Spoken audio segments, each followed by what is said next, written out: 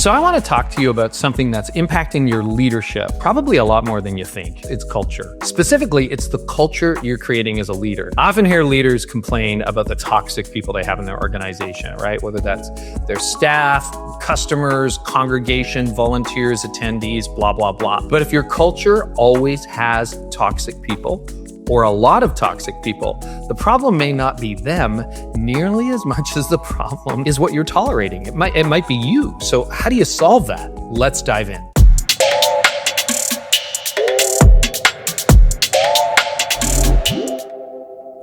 So let's start with the biggest idea most leaders missed.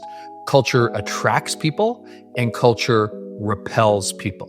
Now, what do I mean by that? Well, if you create a healthy culture, the toxic people probably are going to leave. And the flip side is also true. If you let your culture go flat, or if you let it get toxic, the healthy people will leave. And here's what most leaders miss. A healthy culture spits out toxic people, and a toxic culture spits out healthy people. Now, the big surprise for a lot of leaders is this happens invisibly. Nobody gets kicked out. Yeah, once in a while you got to kick somebody out, right? But the healthy people leave. If you've got a dysfunctional culture, the healthy people leave. They say that people quit jobs, but they also quit cultures. So that probably sounds like a dream because you're like, okay, if I want to get rid of toxic people, I just need to have a healthy culture. But the question is, how do you do it? How do you create a healthy culture? First, you have to know the difference between an unhealthy person and a toxic person. Now, between healthy people and toxic people, it's pretty easy. But what about an unhealthy person and a toxic person? While there are nuances, here's the bottom line. Unhealthy people want to get better. Toxic people don't. In fact, Henry Cloud, the psychologist, divides the world into three kinds of people. And he resists this kind of categorization, but he says when it comes to people, there are wise people, foolish people, and evil people. And what he says you have to do is you have to eliminate evil people from among you, put limits on the behavior and scope of foolish people, and then promote and accelerate wise people. So what do? If you have an evil person, you got to put some boundaries around them. You've got to eliminate them. He says basically you call the police or you just deal with it because evil people are trying to destroy you. The difference between a foolish person and an evil person, a foolish person doesn't mean to hurt you, but they do. An evil person intends to harm you. If you have an evil person in your house, what do? You get them out. You call the police. Maybe you use self-defense. Okay, foolish people, it's like, all right, you got to go home. Okay, that's what you do. Wise people, it's like, come and stay a while. So you want to eliminate evil people, limit foolish people, promote and accelerate and amplify the wisest people in your circle. Now, think about it. If you have wise people leading, you will have a naturally healthy culture. And, if you have fools at the top or evil people at the top, that's going to impact your whole culture. Now, I hear your objection. You're probably saying, this is a church, right? Isn't this a hospital for sinners? Your organization should always have room for unhealthy people on the road to recovery. Yes, that's true. But toxic people who resist all efforts to help, well, the scripture actually addresses that. No, you don't need to have room for that. They're out to destroy the mission. That's a whole other thing. Now, what do you do to get to a fully healthy culture? Well, there are three keys to making sure your culture gets healthy and stays healthy. Key number one, focus on your personal health. I've been in senior leadership for 3 decades, and as much as I don't want to admit it, it's very true. My organization is only ever really as healthy as I am. Ditto for you. Even if you're not the senior leader, that's true. The team you lead, the department you run, the crew you manage, the health of the leader tends to be the health of the team. And I think of the health of a leader in 5 categories. How are you doing spiritually, emotionally, relationally, physically, financially? See, if you're healthy in those categories, probably your team is going to be. And one thing is true, health in every category means margin in every category. You want to get emotionally healthy, create some space in your life emotionally. You want to get financially healthy, get some financial margin. Spiritually healthy, bank up the hours with God, okay?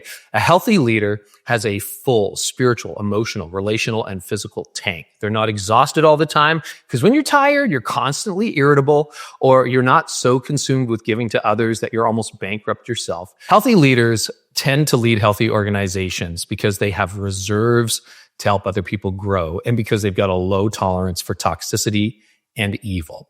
Healthy people surprisingly, get attracted to healthy leaders. Toxic people get repelled.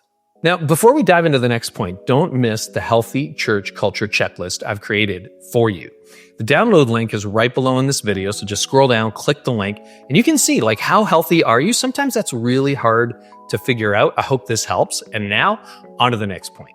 The second key is to invest in people, not just results. So I'm naturally a results person, but I've also come to realize results-driven leaders focus on what they can get from their team. Healthy leaders obsess over what they can do for their team and how their team can become better humans, better people. And guess what the byproduct is? You get better results. If all you think about is what you can get from your team, you always end up with diminishing returns. People feel used. They eventually lose heart. They start going through the motions. Sometimes they're even going to leave. But if you focus on what you can do for your team, people lean in and give you way more than you imagined. So the longer I lead, the more I realize that if you have competent people, the best thing you can do is care about the team as people. I go a lot deeper on this in my video, The Pastor Trap, When Everyone Loves You But Nothing's Growing. I'll link to it in the description. But there are a few other things that can help you if you want to know how to build into your team. In your one-on-one meetings with staff, here's a hack that works every time. Ask them how they're doing before you ask them what they're doing. That's really important. Don't just ask what they're doing. Hey, what are you doing on this project? Ask them how they're doing. Invest in their growth and development. You definitely want to do that. Do offsites together. Take them to conferences. Build into them. Invest in them. Invest in courses, books, resources. Get them coaching, counseling as they need it. Give them what they need to do their job and create an environment where the people working for you become better people, not just employees. When your team grows personally, your progress grows exponentially. Key number 3 is create firm boundaries. We talked about this already, but once you have a healthy or healthier organization, you've got to stay healthy at the top. And if you find yourself getting unhealthy, call it out. Get some help, all right? If someone else on the team gets into a bad situation, maybe a bad season, come alongside them, see if they want to get well. And if they want to get well, embrace them, stand behind them. But if they don't, if they're just like negative all the time, don't let that undermine your mission, infect your organization. You got to deal with it. You got to put firm boundaries in. And if you spot a toxic person who's new from a distance, don't let them step in. Do not hire them. Even don't let them serve or volunteer. You may not even want them in a small group. I've had to ban people from small groups because they just infect them. Remember, the distinction between an unhealthy and a toxic person is a desire to get well. So don't let the ill health of one person destroy the health of your entire team, church, or mission. With a firm boundary in place, usually toxic people just give up and they go elsewhere where they can hopefully get a toehold and they will leave you alone. You know, there's a lot more to creating a healthy culture, but I find that even focusing on these keys produces huge gains. So many people and families have an unhealthy culture that your church can become a model for what it is to be a beacon of health. And eventually, if you do that, it'll become a magnet for people who either are healthy or who want to get well. And for toxic people, because they can't get that toehold and the culture won't change to meet their dysfunction, they're going to move on and they're going to look for less healthy places to belong. The virtuous cycle will keep going as long as you stay healthy as a leader and surround yourself with a healthy, growing team.